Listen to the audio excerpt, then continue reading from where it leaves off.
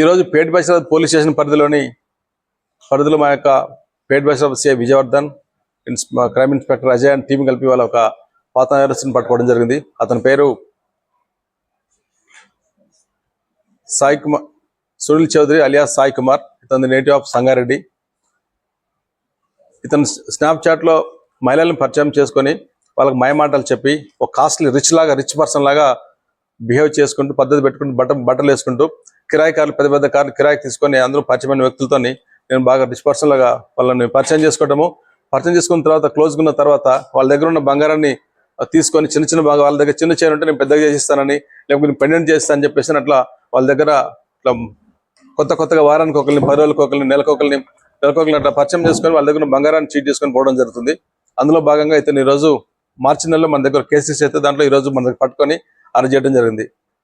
ఇతను ఈ విధంగా సుమారుగా చాలా రోజుల నుంచి ఇట్లా ఇదే విధంగా మోసాలు చేస్తున్నాడు, మహిళలను మోసం చేస్తా ఉన్నాడు. ఎల్బీ నగర్ పోలీస్ స్టేషన్లో ఒక కేసు అయింది, ఉప్పల్ పోలీస్ స్టేషన్లో ఒక కేసు రిజిస్టర్ అయింది. అట్లాగనే ఆర్సీపురం పోలీస్ స్టేషన్లో 2 కేసులు రిజిస్టర్ అయినాయి. రీసెంట్గా పోయిన నెల ఇలాంటి ఒక అమ్మాయిని మోసం చేసి జైలుకు పోయి వచ్చాడు. రేప్ కేసు జరిగి దోమలగూడ పోలీస్ స్టేషన్ బయటకు వచ్చారింది. అయినా కూడా ఇతని యొక్క గుణం మారకపోవటం వల్ల మారట్లేదు. అతను పట్టుకొని ఇవాళ రిమాండ్ చేస్తూ ఉన్నాం. మహిళలందరికీ ఒకటే చెప్తున్నాము, ఇన్స్టాగ్రామ్ ద్వారా కానీ లేకుంటే స్నాప్చాట్ ద్వారా కానీ అనవసరంగా పరిచయం లేని వ్యక్తులను నమ్మి ఇటువంటి వాటికి మీరు మోసపోద్దని చెప్పేసి అందు మీడియా తరఫున వాళ్ళందరికీ చెప్తున్నాను.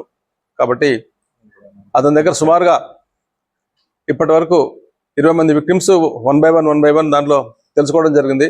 35 నుంచి 40 తులాల బంగారం వాళ్ళ దగ్గర నుంచి తీసుకొని ఇతను వేరే వాళ్ళకి అమ్మడం జరిగింది. వాళ్ళ క్లోజ్ ఫ్రెండ్ భరత్ కుమార్ అని చెప్పేసి బంగారం మొత్తం అతనికి ఇవ్వటము, ఇద్దరు కలిసి ఈ బంగారాన్ని మార్టిగేజ్ చేయటము లేకపోతే ట్రైన్ చేయటము వేరే చోట వాటిని ఉపయోగించుకొని జల్సాలు చేస్తూ ఉన్నారు.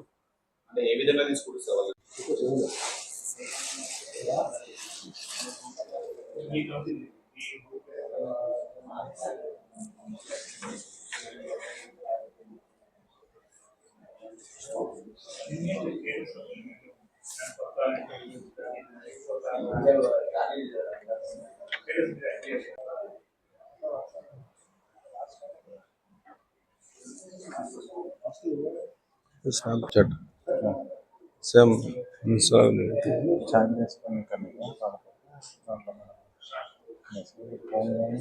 వచ్చినా కూడా ఇంకా అతనికి ఇంకా మారలేదు.